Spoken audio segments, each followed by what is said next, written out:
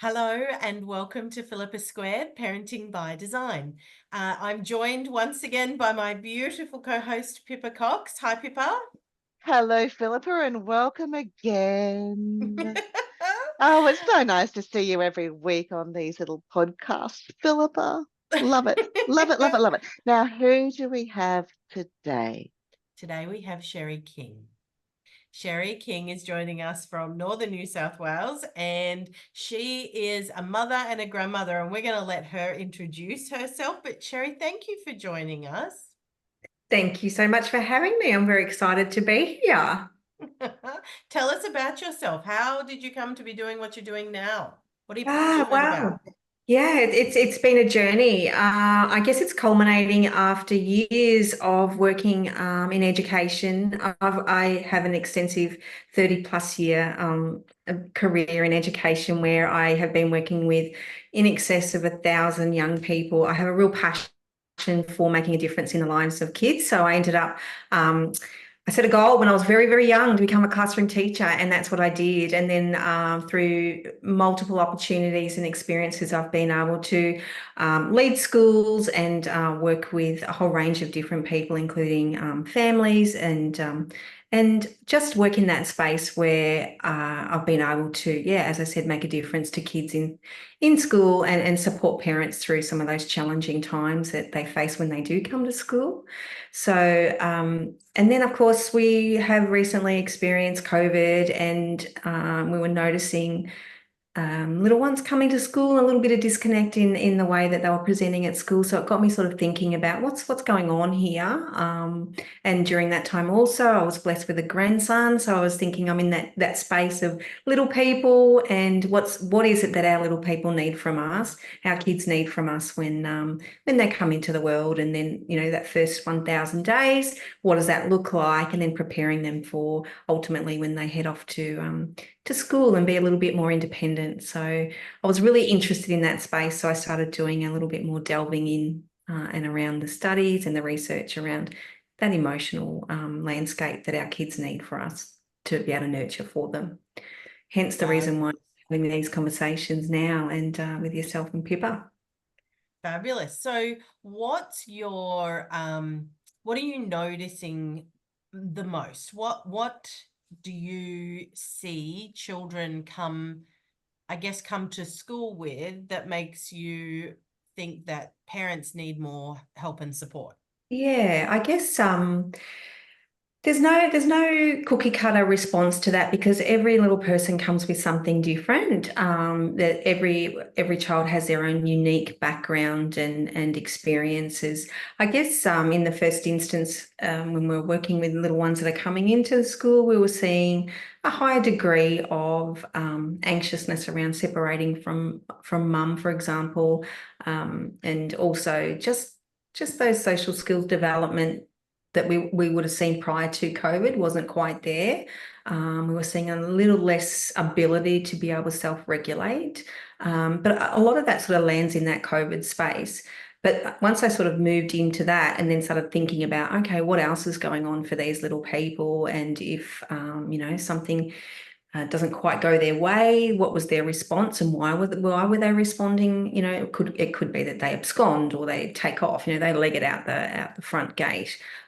So it was all of that sort of stuff, and it just got me thinking of being a bit more curious about responses that we were seeing in response to a particular situation, for example. So whole range of different things. But I guess if we go back even another few steps, there was also, as I said before, I've got a grandchild, and I was interested in seeing the interaction between my daughter and my grandson, and how that looks compared to how I parented and that sort of thing. So I really started to delve into that space and unpack the importance of, as I said, that emotional connection, and what we as adults need to bring to our children as they grow and develop in that, into independent little people themselves. And what do you Yeah, find is the thing that most parents are dealing with?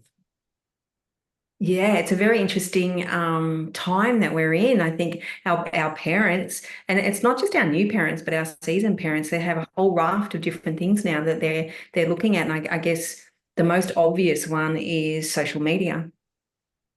When I was parenting, there was no wide world web, or it was just being introduced. Yes, I'm that old.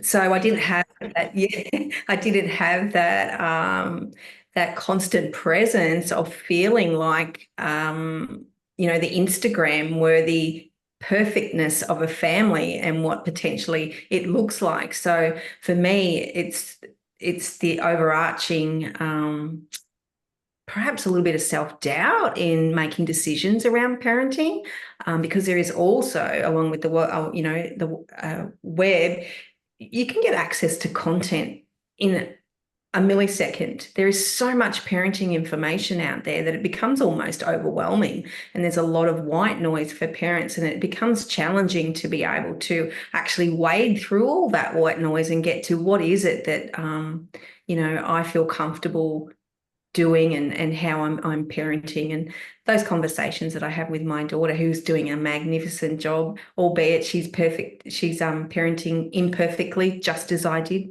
and that there is no such thing as a perfect parent. So we have lots of conversations around that particular point, that being a good enough parent is the perfect thing. So I think it's self-doubt and empowering our mums and our dads to trust their gut and make decisions on what they think is best for their little person, obviously, as long as it's safe and that sort of thing. So, yeah, I love that, Cherie. And it's interesting that this is a common thread, isn't it, Philippa, throughout our podcast about the imperfect parent is a reality. And that's one thing that we really, really have to let people know, that this term of imperfection, as we were talking about it in another episode, perfection should be eliminated out of the English language because it doesn't really exist. Now, the other thing I wanted to explore a little bit with you, Cherie, is this concept of self-regulation that you were mentioning. For people out there that aren't familiar with that term, are you able to unpack it? And we'll talk about it a little bit more, because it is so important with our growing kids and with us as adults as well. Yeah, absolutely. So that whole concept of self-regulation at its simplest is us being able to regulate our emotions in a way that allows us to feel grounded and not dysregulated. So dysregulation potentially can look like feeling flustered or anxious, or wanting to run, or freeze. It's that fight, flight, freeze environment when you are dysregulated because your sense of safety has been compromised. So with the self-regulation, especially with little people, they're very reliant on us as adults to co-regulate with us. And what the co-regulation space is us modeling what it looks like to be able to get ourselves back into that regulated, feeling calm, feeling safe space. So, for example, in the parenting space, if there is a little person who is feeling their safety is feeling compromised, it could be that they're lashing out or they're crying or something like that. So they're emotionally dysregulated. What they need is for us as a parent or a carer to come alongside them and model that calm, because the research, and Dr. Bruce Perry is amazing, his research is that mirroring, if we demonstrate the calm and we bring our calm to the situation, just automatically, as human beings, that connection point enables that little person also to bring calm as well. And it might take a little while, but it provides a model of this is what it looks like. So you're bringing back as a parent or a carer, you're bringing that little person back to their calm, just through the modeling. So I guess the opposite to that is if we're not co-regulating, we've got a child who is feeling threatened, or their safety is being compromised in their perception. It could be that you're not prepared to give them that next chocolate or whatever it is. That that we need to be able to model that for them and let them know in a safe way that we're going to show how it looks to calm and be calm, and that could be potentially through breathing, or it could be just a gentle hand on their shoulder, or holding their hand, or something like that. Just gives them that sense of coming back to center and feeling a sense of calm again. So the co-regulation space, and that's a lot of the conversation that we have in education around us as teachers modeling what co-regulation also looks like in the classroom, which is a challenge too, because it's, often you've got more than one child. You might have 20 children in the classroom that you need to offer that safe space and hold that space, and through modeling what co-regulation looks like. I can't tell you how often I work with parents who, want their children to be able to regulate their emotions, but they're not actually equipped to be able to regulate their own emotions. They're dysregulated themselves, and because of trauma or whatever else might have gone on in the background, they lack an ability to regulate and bring themselves back to a state of calm. And the fact that their child can't do that triggers them. So it's not that their child's doing the wrong thing, it's that they haven't got the skills because they were never taught it, because their parents don't know how to regulate themselves. They were just told to, well, get on with it, and so there's this generational lack of ability to regulate that just keeps coming through. And I in my very first session with clients, I teach them about the law of entrainment and how to use the law of entrainment to regulate them, to regulate their children. But of course, they first need to be taught how to regulate their own emotions, and so we do that as well. But it's that utilizing the law of entrainment, which is a universal law of physics, means that we can, as well, one way or another, we're going to utilize. It's going to be in action for us. We just want to be in control of it. So for those who haven't ever looked up the law of entrainment, it's really, really interesting to, and I did a reel on it a little while ago, talking about how it works and how, as a parent, you can tap into that. Teachers too, man, I'd love to get in front of more teachers to be able to teach them all about that. Because it's fascinating. And it's and all anyone about with a holding toddler knows. space, isn't it? It's all about holding space and keeping those boundaries. And so Absolutely. you're calm, and so so the energy emanates out, or whatever you're feeling emanates out. Because Absolutely. we're projectors, aren't we? Whatever we project out in the universe tends to come back right at us, right? It's like, let's hold up a mirror. Absolutely. And there's that mirroring aspect. And I think the other part of that conversation is just being aware as a parent, and myself as a parent, those times where I've thought, oh my gosh, I've really messed that up. I've made an absolute mess of that, and not beating myself up over it, but acknowledging it and going, okay, well, next time I'll learn from that, or even having a conversation with my child and say, oh, I really just lost it and it was completely unreasonable. I'm sorry. I'm going to try better next time. And it's so hard for people who haven't experienced that themselves to be able to step into that space. But there's also that element of self-compassion for you, because you were parented how you were parented, and there'll be elements of that you will take, some that you will hang on to and go, yes, that absolutely is a foundational piece for me, or a fundamental piece for me. But there's other elements of the way we were parented. You go, no, that is absolutely a line in the sand for me. I'm not doing that. So, you'll be picking and choosing, but also being open to learning some more about parenting and how we can improve as parents as well. And I think the first point is that self-awareness and acknowledgement that none of us are perfect. There is no perfect parenting, and that we need to hold space for ourselves when we do actually mess it up and acknowledge it. The science says, and Dr. Dan Siegel talks about showing up, and that if we can get it right 30% of the time, then we're going to, we're going to grow little people who have a really strong sense of self-identity, self-worth, and self-esteem. They know where they belong in the world, especially in the family unit. So it's only 30% of the time. So those stats are pretty good. I mean, we can mess it up 70% and still do a half decent job. So it's really reassuring and confident. Hang on. Can I just highlight that? Can we just stop?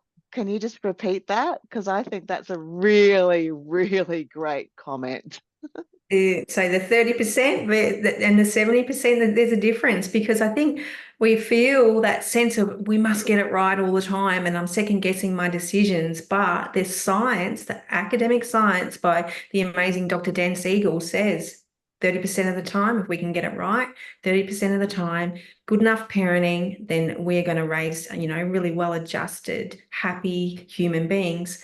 So that 70%, well, we learn, we move on, and we apologize, or we make things right and make amends and do the repair, and then we continue on. And by modeling that, I can hear literally hundreds and hundreds of women just sighing out now.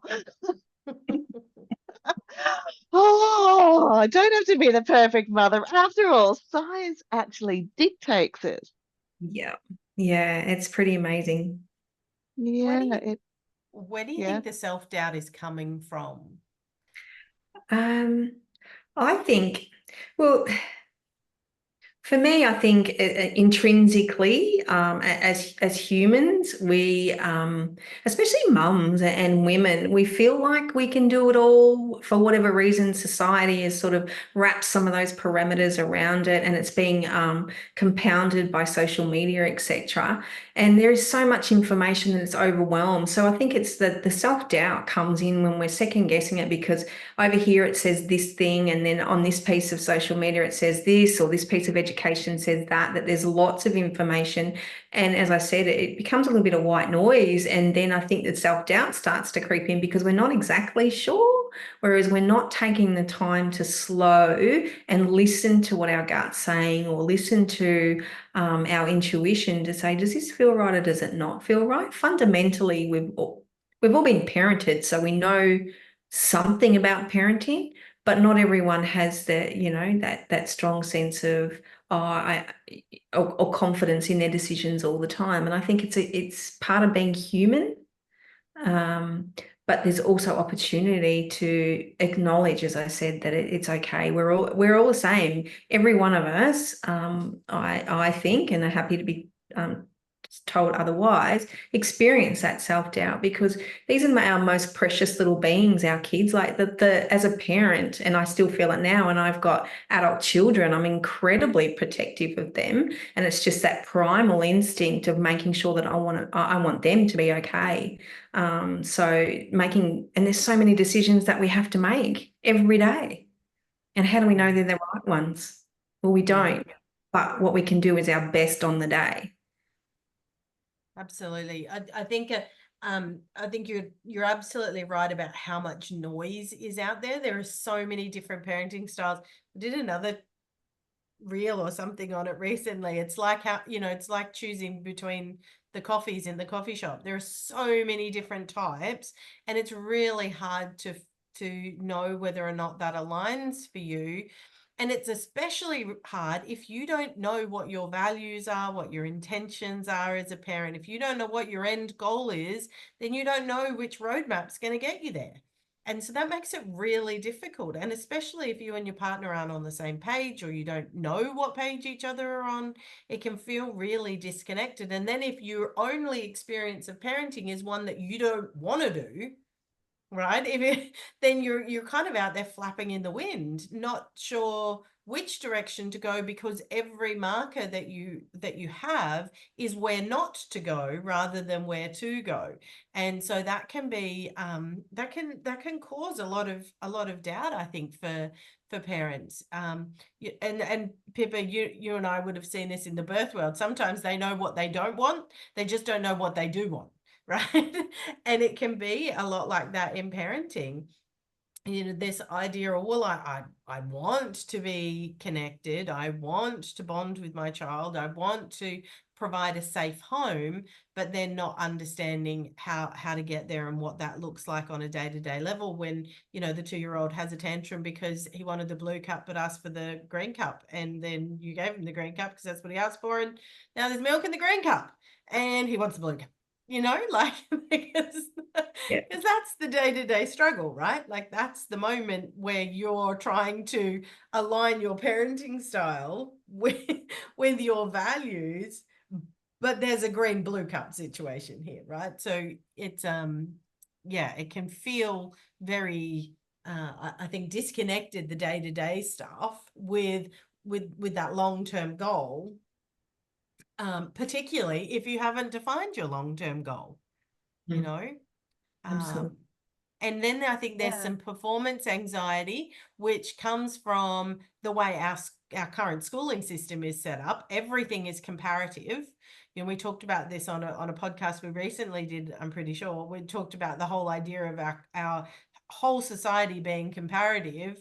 And so then we're asking parents to all of a sudden not be comparative and to trust their own judgment when they've never actually had intrinsic motivation before. It's always been extrinsic motivation, and now we're asking them to switch for this one thing in their life, but only this one thing, because everything else we want them to still be competitive around. So, you know, there's a real disconnect here in terms of our culture. And I guess the reason for me highlighting that is because I really want parents out there to understand that that's the cultural situation that you're in, and it is fucked.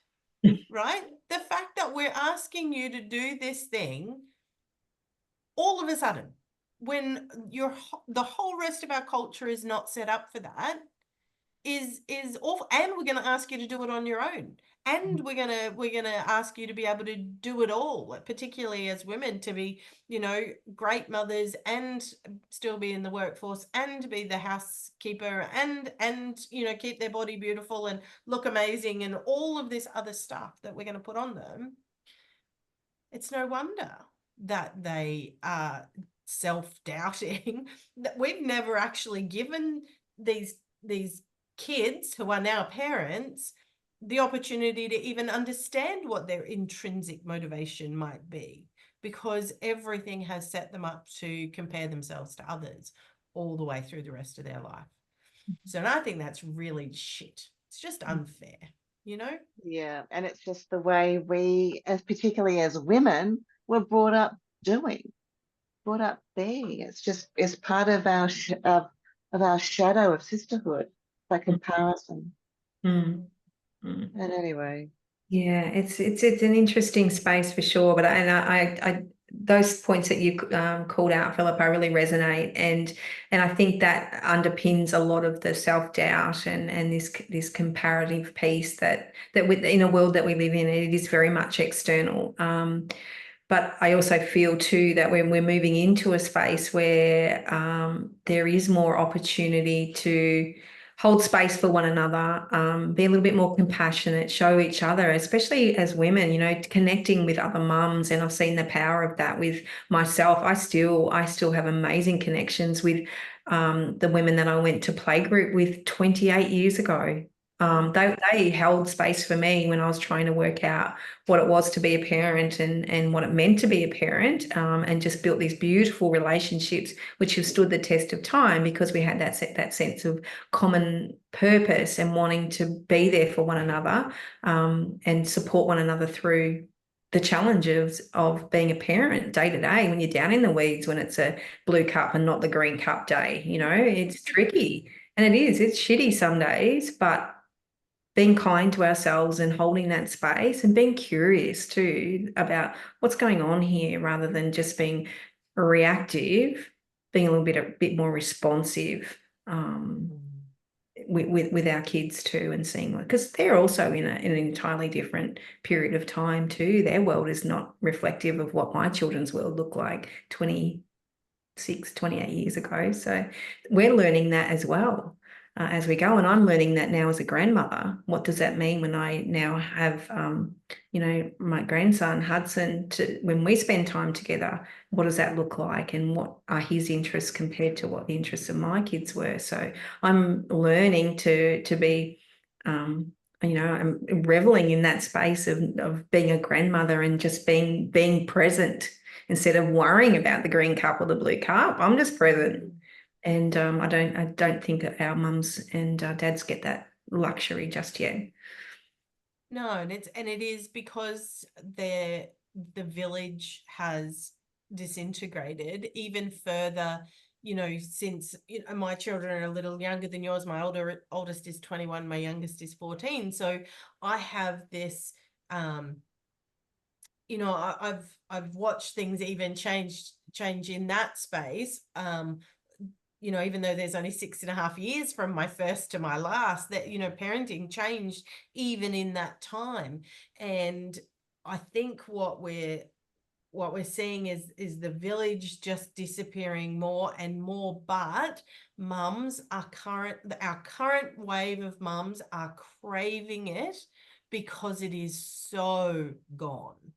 And I know I craved it as a new mum when I was when I had my first baby. I was desperate for any kind of, because I was in a new place and I didn't know anyone, and that connection was so missing. And they're reaching out, on Facebook, and that's okay if that's your only option. But some of these women can be so cruel to each other. So cruel. It's like when you're in a car, people will say things to the guy who cut them off that they would never say if they stood in front of them at a line at the butcher's, like they wouldn't say those things, but they feel protected by the car. And so they say these awful things, and then they do the same thing online. And so it was interesting just listening to a mum this morning say, because she asked a question online about sleep. And I said to her, it takes a lot of courage to do that, to overcome the shame.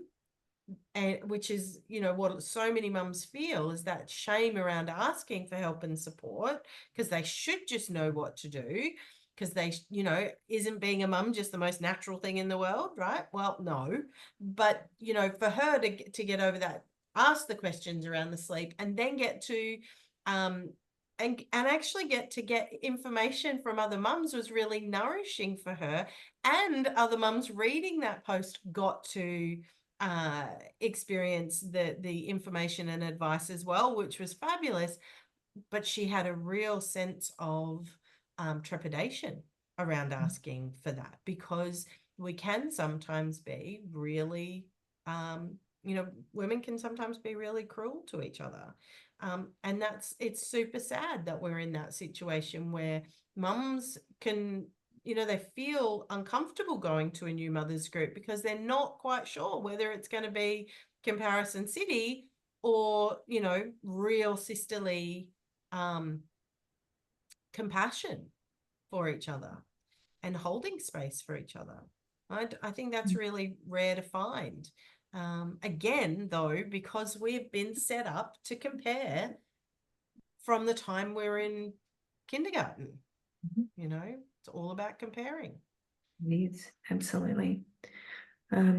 Yeah, I think once again, a lot of what you just said there is really resonating with me, and I agree. I mean, fundamentally, as human beings, we're hardwired for connection and belonging. So when we're not getting that from our immediate environment, such as our friends or others that are experiencing the same sort of journey or same period of the journey that we are, for example, other mums, then there is a high degree of vulnerability when you actually step into that and ask for help, or say, I'm not quite sure of this. And I guess for me, when I started to think about these types of things, I think we're really good, and generally, all parents are really good at providing the physical need, and hence I wrote a book, bottles, baths and bed. We can all do that. We know the importance of that, but it's the physical aspects and the emotional landscape that we need to nurture in our little people so that they have a nice sense of well-being and a really strong sense of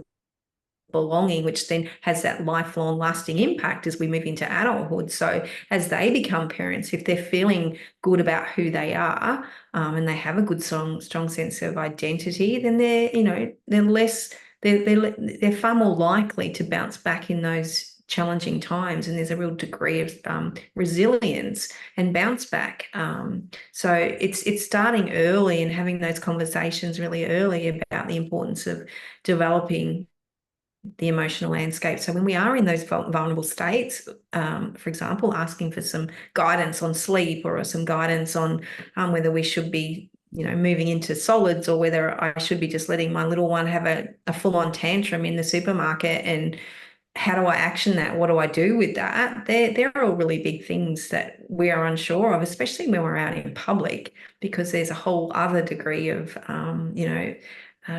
observation that people feel it's okay to make. Yet when you're that parent and you're trying to manage it, you actually, rely on those around you to provide that support. So I think it's really important to acknowledge that, yes, the sense of belonging in that village is so incredibly important, but unfortunately it has been eroded, and it's not there as strongly as it has been in the past.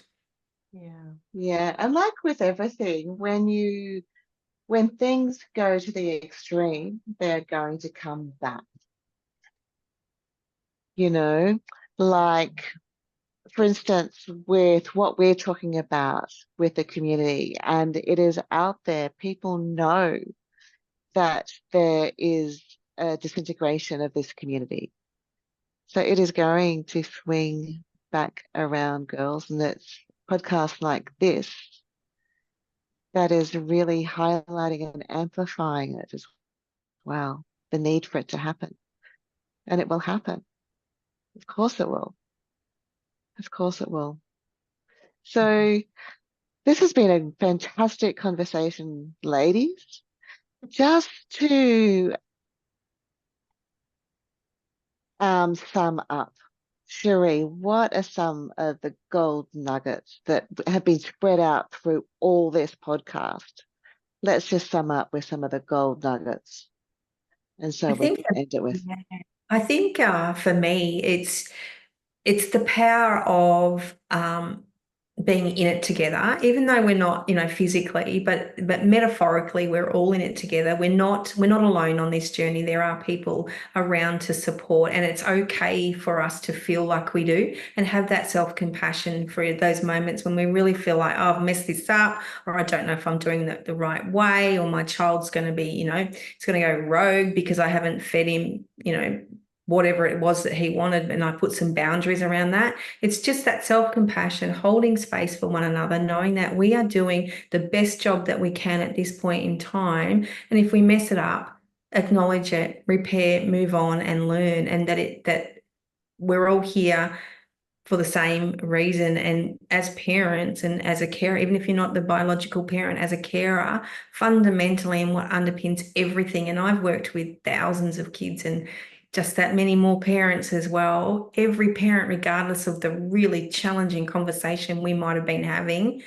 around behavior, for example, or something that's happened, fundamentally every parent or carer wants the best for their child. And sometimes they don't know how to navigate that or articulate it, and it looks and sounds quite the opposite, but underpinning it every time is that we want these little people to grow into be happy, healthy humans. So the gold nugget in that is just stepping in, feeling a little bit vulnerable, but really listening into what feels right. Trust your gut. Seek advice from people that you sense are doing what you feel is a good job, and it's not right or wrong. It's just something that resonates with you, and you think, oh, I'd like to replicate that in my style of parenting, or take bits and pieces. We're born with it. Well, every one of us come with a parenting blueprint, but it doesn't mean that we have to deliver on that blueprint. We can take and we can cherry pick. It's our road to take, and it's our decisions that we make around our little people on any given day. And just being kind to ourselves, compassionate, and seeking the advice when you feel like it's the right time, and having that degree of vulnerability to be able to do that. Because as I said, every parent just wants the best for their kids. And if we can get it right in those early days, then we're going to grow these beautiful humans that feel strong in who they are. They have a good sense of identity. They feel connected, and they feel a sense of belonging to those significant people that are around them, and know that people are going to show up for them time and time again. regardless of whether it's good, bad, or ugly, we're going to show up. And that's about not having conditional love, isn't it? It's about love regardless of whether or not they're behaving appropriately or whether or not they achieve the way that, you know, they're expected to or whatever else. It doesn't matter. It's unconditional love. And that's when we get children who are resilient. That's when we get children who know authentically who they are and can feel secure in their attachment to their care provider. It cannot be conditional. And that's really challenging when you are dealing with the tantrums and social norms and all of those sorts of things. My